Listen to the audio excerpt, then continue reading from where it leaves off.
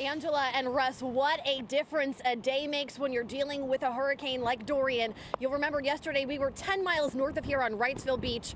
Just look at the difference. Look at the wind and the waves and the surf, how it has changed since yesterday. We were saying yesterday, a beautiful afternoon, certainly not the case today, as we were already starting to feel the weather that Dorian is going to be bringing with it here. There are still some people out in the ocean, but I want to remind everybody this area is under a mandatory evacuation order that started at 8 o'clock this morning. We were remarking, though, that Carolina Beach Boardwalk looks like a virtual ghost town today because a lot of people have heeded those warnings. Every single business here is boarded up. But, you know, when you're on the Carolina coast, you're no stranger to hurricanes. There are so many businesses here that have boarded up with spray paint on them that say Matthew, Hurricane Irene, obviously a lot of go away Dorian signs. We caught up with a man named Joe Westcott. He lives here. He told us he's going to ride out the storm, but he was here this afternoon actually helping some businesses board up and prepare. Take a listen to how he describes waiting for Dorian to arrive. It's sort of really scary because you really don't know, and you just have to make all the necessary arrangements, make sure everything is put away, just make sure all your friends and your neighbors are okay. All right, back live now on Carolina Beach. Again, the wind and the waves really starting to pick up here. Again, I want to remind everybody, this area, Wrightsville Beach, under mandatory evacuations that began at 8 this morning. The Carolina Beach officials also just announced they have a curfew in place that's going to begin at 8 p.m. tomorrow night, and they want everybody to get in a safe spot or evacuate by tomorrow morning, at least here in Carolina Beach. Reporting live in Carolina Beach, Colleen Quigley, CBS 17 News. Our Colleen Quigley has been down at the coast all week. She is now in Wilmington, where the wind and the rain was really starting to pick up. And Colleen, how's it out there right now?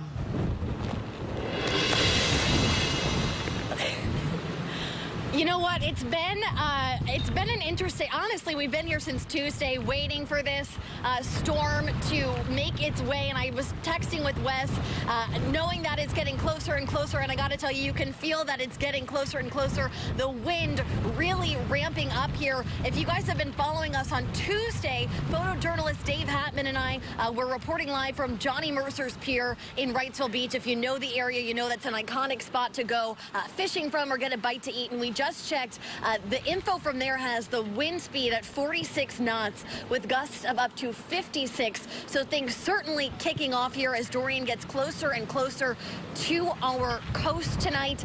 Again, it's just since Tuesday, since we got here Tuesday morning, there's been this feeling of anticipation, watching, waiting for this thing to happen. These communities here are no stranger to hurricanes. And when we've talked with people, obviously they remember storms like Bertha and Fran that were so devastating. And of course, Florence just a year ago. And I was saying earlier that the gentleman whose property this is, who's graciously letting us stand on his porch, or his deck, excuse me, he said he had a foot of water last year from Florence. So they're hoping that is not the case tonight as Dorian makes its presence known.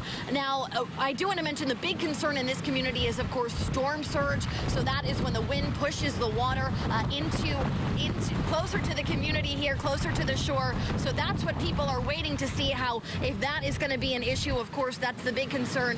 The other thing we had mentioned earlier was power outages. We did see the lights flicker here briefly, and about maybe 45 minutes to an hour ago, we saw a big flash. We thought it might have been a transformer or something, but the lights are still on for the most part here. The power hasn't gone out here, but I checked with Duke Energy. In this community, there's already about 4,000 customers in the dark here.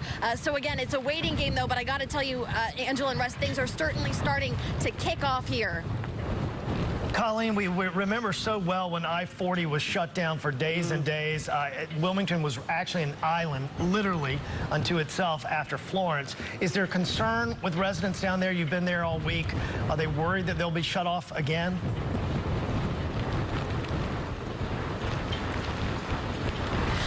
So, I mean, the people that we've spoken to, they are prepared, and the feeling right now is that this, and you know, I hope we're right in saying this, that the feeling is this won't be as bad as previous storms.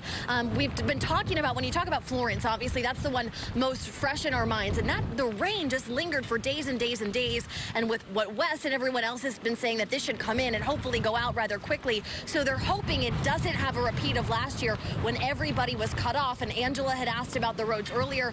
Other than some what I would call standing water, we didn't see anything major. Obviously, those neighborhoods we were in earlier and some other areas that had some standing water, nothing major yet. So fingers crossed that it stays that way. It's just that deluge of rain we had for days last year, I think, is what really had that impact on these communities. But again, people have been preparing for this one since we got here and even before that. So they're hoping that that is not the case this time around. Carolina Beach, which is close to Wilmington on the coast of North Carolina.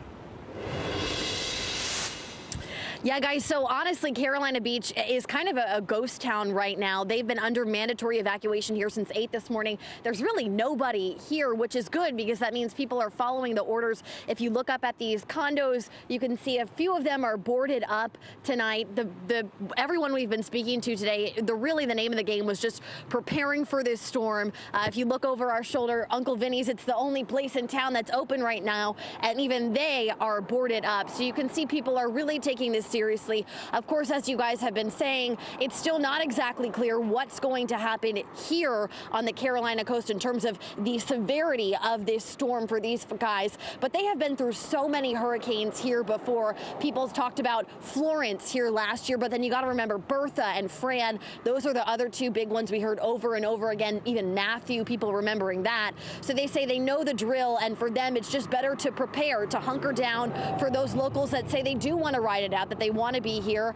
People saying they gassed up their cars, they got their ice, they have their generators, they have their emergency kits ready to go. So at this point, really the feeling all day was, other than preparing, it's been a waiting game. People we spoke to said obviously they saw the devastation in the Bahamas when Dorian was super strong, and now watching it make its way up at the coast here, there's this feeling of anxiety, there's this feeling of nervousness. What exactly is going to happen? And I cannot tell you the number of people today who have said while they are really hoping for the best, they're already preparing, they are preparing for the chance that this could be some serious weather here that we see over the next few days. Colleen, a couple questions for you. You know, we've got some time to kind of talk through this, but I'm interested in what's been going on in your life as you guys prepare for this, both the last 24 hours and what your plan is the next 24 hours, because, you know, we're in the studio, we got people at home watching, but what do you have to do as a reporter and your photographer to bring us all the stories that you're bringing us? Yeah, so today, obviously, we spent the day here in Carolina Beach. Yesterday, we were in Wrightsville Beach. Both of those places went under that mandatory evacuation order today. Beginning at 8 a.m. So Wrightsville Beach, we were going to try and go over there, but they've closed the bridge. They're not letting anybody onto the island. Carolina Beach here, they're actually going into a curfew at 8 o'clock tomorrow night. So that's why we wanted to get here today to kind of meet some people out here and see what their experience has been like.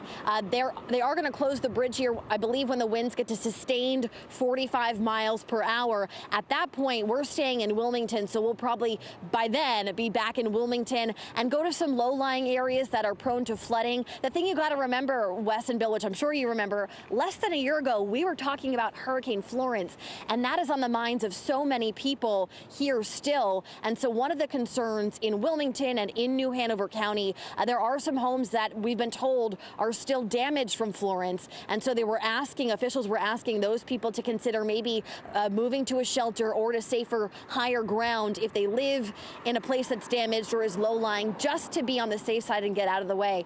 But as for us, I'm with photojournalist Dave Hatman. We were together in New Bern last year when Florence hit there, and I got to tell you, that was quite the experience going through that from the moment it began through the recovery there. And so, you know, we're prepared. We got what we need. We're, again, like I said, like everybody else, we're just kind of waiting to see what happens at this point. So there's this mixture in terms of, for us, this nerves of what are we going to see, but also wanting to be here for all of the people people at home who can't be here, to let them know what they're seeing. Maybe you have a family and friends that live in this area, or you've got a beach home here. That's why we're here, to keep you guys informed. So for us, it's our job to be here. We want to be here to get the information out. But yeah, there's a mixture of anxiety and nervousness. What are we going to see out here? What are we going to experience? Yeah.